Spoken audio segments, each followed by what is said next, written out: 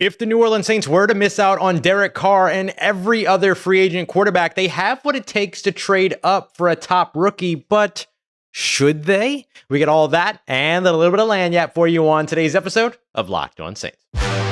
You are Locked On Saints, your daily New Orleans Saints podcast, part of the Locked On Podcast Network, your team every day.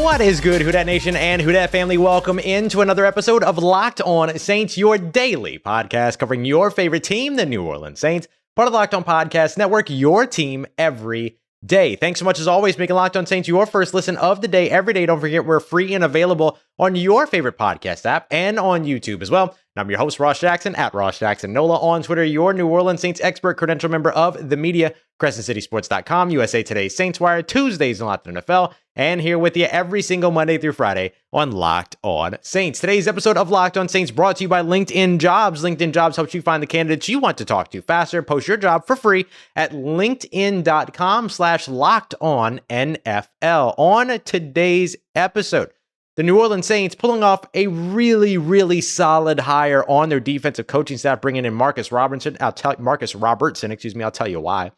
Maximizing the draft. That should be a big time priority for the New Orleans Saints. How do they get that done? But first, if the New Orleans Saints can't land Derek Carr or some other quarterback free agent, they could and have what it takes to trade up for a star rookie quarterback, one of the top 3 or 4 prospects. But just because you can doesn't mean you should. So this is kind of where I'm leaning here when it comes to the New Orleans Saints and what they should do at quarterback. I'm leaning a little bit more towards going with the veteran. And there's a couple of different reasons why. The biggest reason, though, is that you've got so many different holes in this New Orleans Saints team that you need to fill in order for any quarterback signing or any quarterback draft or any quarterback you do draft to be successful in New Orleans right now. You've got flux and change and all that stuff going on with the coaching staff. You have a potential big-time exodus of talent, particularly on the defensive line, a little bit at wide receiver, though you've already got your top guys there, but you want to add more talent there for sure. You've got some holes on the offensive line in terms of depth. You need some more support in the running back room. There's a lot of different things that have to happen here, but if the Saints wanted to do this, they could.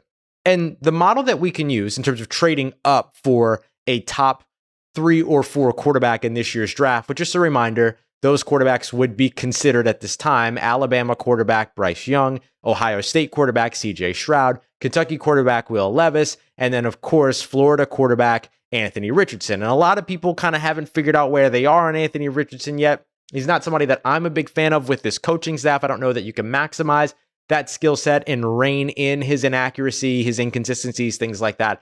But if he gets with the right coaching staff, that kid is going to go off at the next level. I just don't think that this is the right place for him right now. And if the Saints want to compete in 2023, they need the right fit. So if the Saints were to go this route, pick number 6, the Detroit Lions selection, is something to watch out for. Now, the Detroit Lions could be looking to draft a quarterback themselves to have somebody behind or in place of Jared Goff. But we know that Dan Campbell kind of likes Jared Goff, and they did some exciting things in 2022. So if they got the opportunity to gather up a bunch of draft picks for their future and be able to build off of that, then that's something that maybe they would be interested in. So if the Saints were to do this, the model that we can use is all the way back in 2011. The Atlanta Falcons traded up from pick 26 to pick 6 in order to draft Julio Jones, the wide receiver, who of course went on to be one of the best players in franchise history, though didn't score as many touchdowns as Taysom Hill in a couple of years. I'm just saying. So here's the way that trade broke down. And I'm going to give you a little bit of insight on how these trades work. Every draft pick has an assigned value, and there are a couple of different value charts and things like that. But I just use kind of the standard value chart that you can find at like Draft Tech on their website and things like that, which I believe is built off of the... Let me see which version this is. This is the classic Jimmy Johnson valuation model is what it's called. This is the one that people most use. So the way that this works is that a pick like pick number 6 overall has a 1,600 point value. Here's what the Atlanta Falcons gave up in order to do that. They gave up a first round pick, a second round pick, and a fourth round pick in 2011. Then they gave up a first round pick and a fourth round pick in 2012. So all of that adds up to just above 1,500 points. So it got it in the ballpark to where, the Cleveland Browns felt like they were getting enough of a haul, particularly 2 first round picks there, and change to be able to move up. So if the Saints were to do this, if they wanted to meet the 1,600 point piece of that equation, draft values are a little bit different nowadays. So the Saints would be able to trade away something like pick number 29, pick number 40 in 2023, and then they could trade away a first rounder in 2024. That would get them to over 1,600 points, 1,630 points. Might have to throw in a sweetener 5th round pick. You might need to do something like a swap. You send them a 5th, they send you a 6th. It advances their 6th round pick one pick, 1 round or whatever. It doesn't matter. It's still a day 3 pick. It's all the same value. So you could see the Saints easily making a move like that for a guy they feel like is their franchise quarterback. Now, it would require one of those quarterbacks falling out of the top 5 for them to move up to the top 6. You don't just make this trade before draft day. You wait and see, does CJ Stroud inexplicably fall out of the top 5? Is there a run on the top edge rushers in terms of Tyree Wilson and Will Anderson early, which ends up pushing a Will Levis down in the Saints, if the Saints really like Will Levis, right? It'd have to be the right candidate, the right prospect, falling out to the right spot, and all that. So the issue here is that if you do that, yeah, you get the potential future quarterback of your franchise, but you lose some momentum in building and filling up all those other holes where you really need to pay attention if you are this team. Because the picks that would remain would be pick 71, if this was the draft, right? Pick 71, then you get into 114, 146, 166, 228, 259. You don't have to know those numbers specifically, but the big takeaway here is that it's top 100 selection after you trade up to pick number 6. Now, maybe that's worth it. Maybe you think that that's worth it for a Bryce Young, who probably wouldn't fall out of the top 5. So let's be more realistic than that. Worth it for a CJ Stroud or a Will Levis, or maybe even an Anthony Richardson. Are you concerned about the coaching staff with those quarterbacks? I wouldn't blame you if you were. Now, the good news behind that is that if the Saints were to do that, and let's say that 2023 is an absolute disaster, you now have a young, bright star at quarterback that would attract a head coach, that would attract an offensive coordinator. So there is that level of it.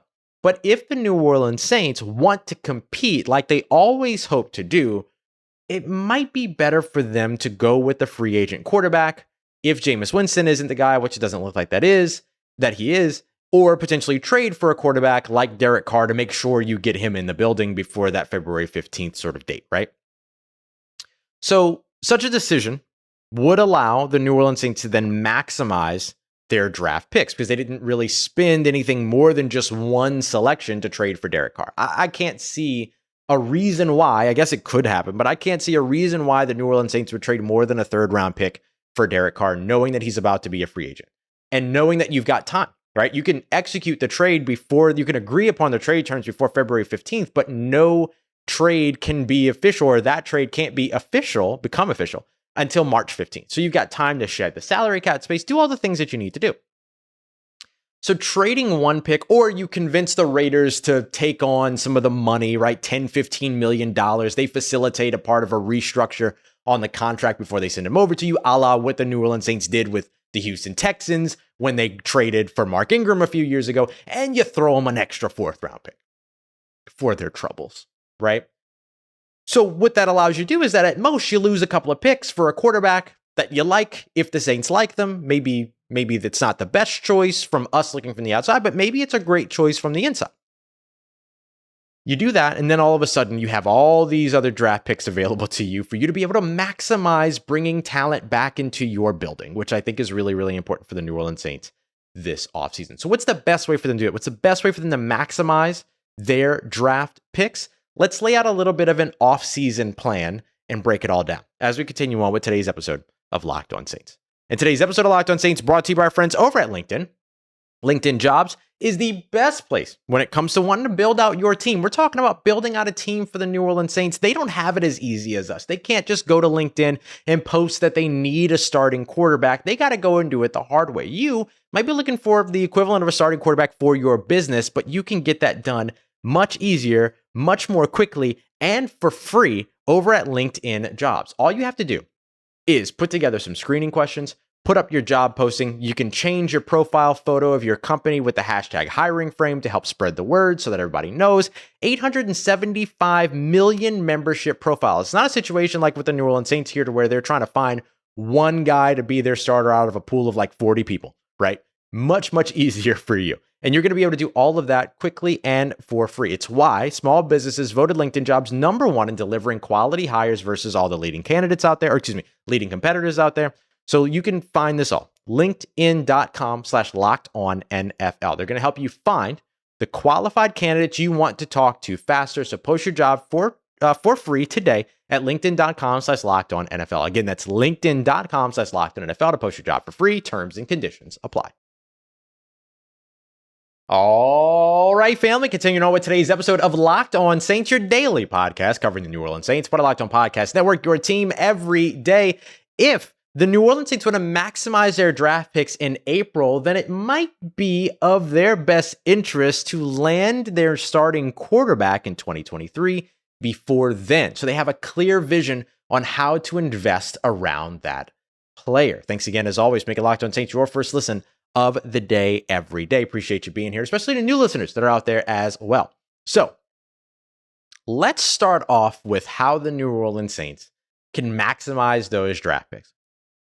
One of the ways that they can do this is, of course, to wait and sign Derek Carr as a free agent, as opposed to trading draft capital for him. Now, I explained in yesterday's show, which you didn't catch yesterday's show, go and check it out. We broke down what the pursuit and visit of Derek Carr means, what it tells us about Jameis Winston and the New Orleans Saints, how the New Orleans Saints can get under the salary cap in order to be able to afford them, because yes, they can, despite what everybody will tell you, and also what it might take to get Derek Carr out of Las Vegas. If the Saints were to go about a trade, everybody's saying that a third-round pick could get it done. Is that the high point? Is that the lower point? I guess that depends on how much Las Vegas could potentially pick up on the books in terms of the salary, all that stuff. But if the Saints were to go about this, the reason why you're trading for him is because there are far less competitors, right, in terms of the market, if you're trading for him and giving up an asset to get him, as opposed to if he hits free agency where you have a lot more suitors that could potentially jump in and be a part of it. Now, either way, Derek Carr makes the decision, right? He chooses and says, yes, I want to go to this place that's offering what it is that the Raiders want, or he does nothing. He ends up being probably released before February 15th and then ends up going on his free agency tour and signing wherever he wants to sign. So either way, if the Saints are either signing him after he becomes a free agent or they trade for him to make sure that they kind of deal in the blue waters as opposed to the bloody red waters, like we talked about, the shark-infested waters of free agency, you're trading a pick, maybe two at the most, depending upon how much Las Vegas is willing to help you out.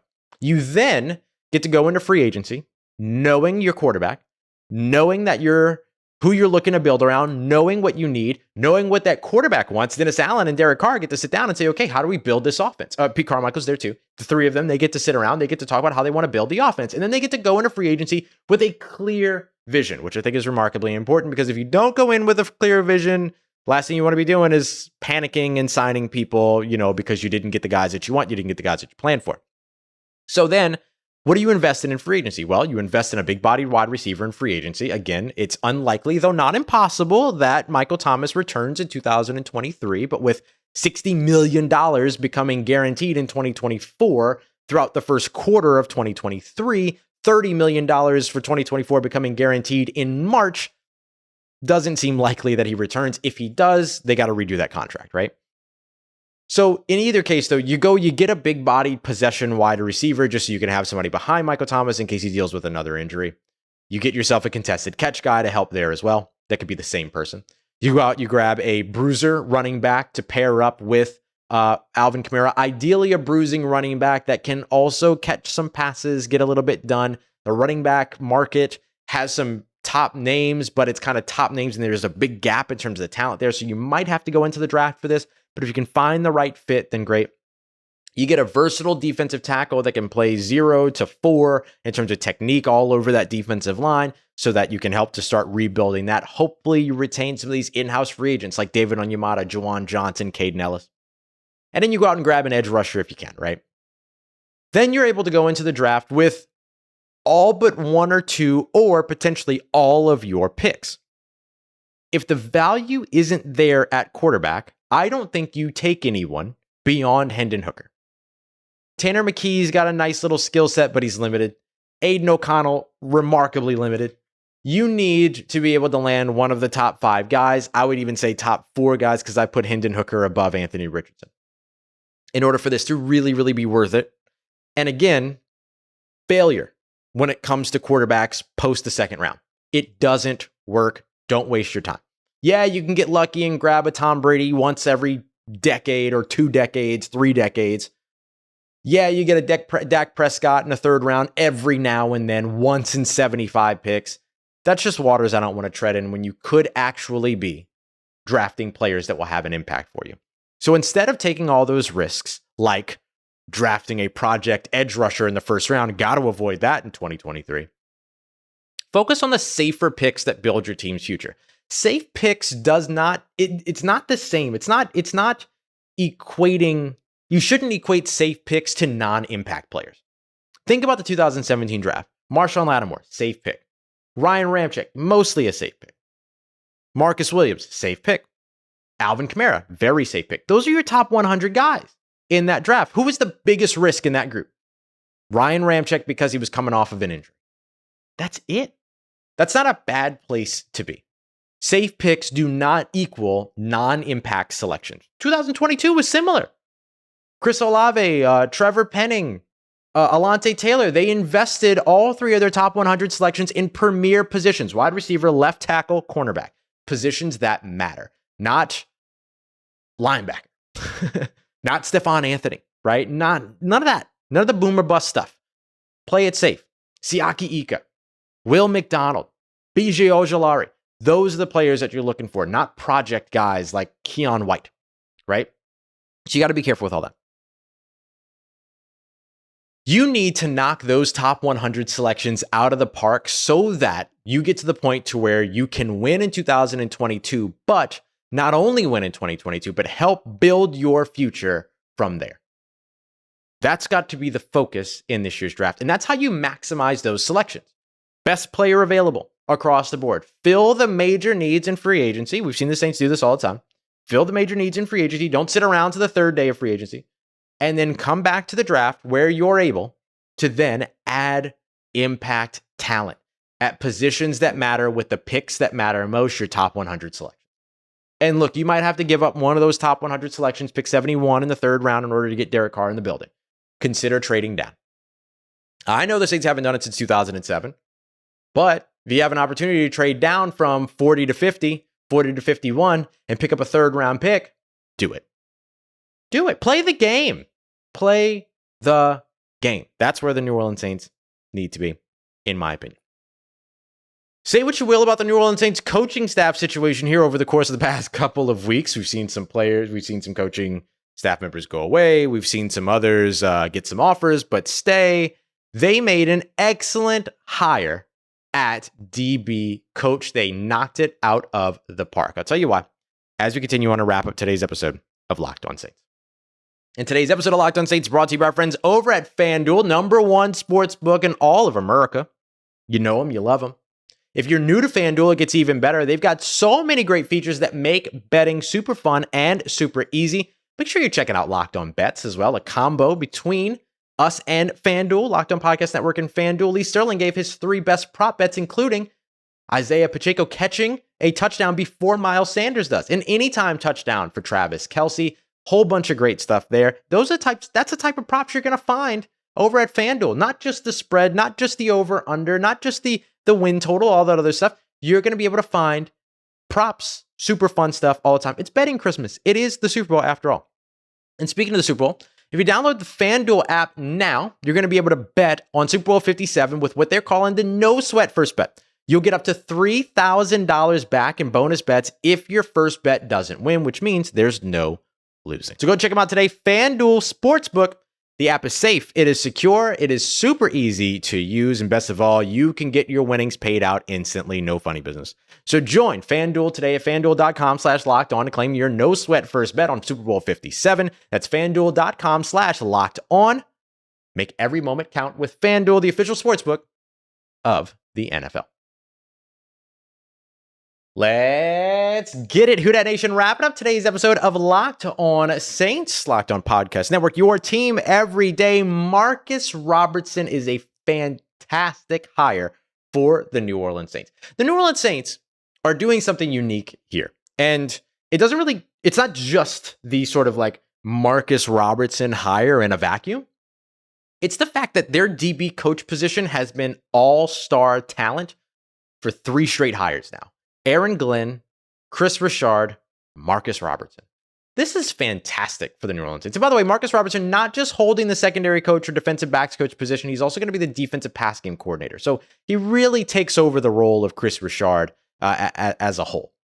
So being able to go from those 2 guys to Marcus Robertson is fantastic for the New Orleans Saints. And it makes sense because the New Orleans Saints have a ton of talent in their secondary, particularly their starters, right? Safety's a little shaky right now, but the starters are very talented. And the coaching room should reflect that. And right now, thanks to this hire, it does. Now the New Orleans Saints have 3 coaches who have been very successful throughout their career with defensive backs. Dennis Allen, defensive coordinator. Joe Woods, very good with defensive backs. Hasn't been super successful as a defensive coordinator, but has done great things as a defensive pass game coordinator, as well as DB's coach, which is kind of what he's going to be in New Orleans since Dennis Allen calls the plays, builds the thing, all those, right? He's the defense. And now Robertson ends up joining that group. And that's good because the New Orleans Saints had only 7 interceptions last season. Only one of those was by a cornerback, by the way. It was the pick 6 by Marshawn Lattimore that effectively won the game for the Saints against the Philadelphia Eagles in Philly. The discount, the greater value version of the Philadelphia Eagles. Gardner Minshew at quarterback, not Jalen Hurts, but still good stuff. Here are the things that make Marcus Robertson special. He had a great playing career. Which has, by the way, been a huge focus for the New Orleans Saints. Former players in Aaron Glenn, in Chris Richard, and now in Marcus Robertson as well. He was a former Houston Oiler. Yeah, he goes back that far. Drafted 1991's first round. 1993, just 2 years later, he was a first-team All-Pro at the position. Played 162 career regular season games. Finished his career with 24 interceptions, 72 passes defensed as well. Robertson is also, here's the other thing that makes him special, he's worked with a lot of talented defensive backs throughout his career. Michael Griffin, Jason McCourtney, Charles Woodson. He got Reggie Nelson's one good year. Aqib Talib, another guy that's huge, just like Charles Woodson. Justin Simmons, who's making a bag. Patrick Peterson, who's been excellent all throughout his career, still excellent today over in Minnesota. And of course, Budda Baker, when he was working most recently with the Arizona Cardinals. He also has a lot of overlap with this team and with the Saints. He was with both Dennis Allen and Joe Woods back in 2014 in Oakland. Joe Woods was with him, or he was with Joe Woods again in Denver in 2017, 2018. While he was with Joe Woods in Denver in 2017, 2018, he also worked with Bradley Roby and Chris Harris Jr. when they were in Denver. Both of those corners, of course, spending 2022 this season with the New Orleans Saints. Don't know if they'll be back with the Saints this offseason, or in 2023, but hey, cool to have that connection nonetheless.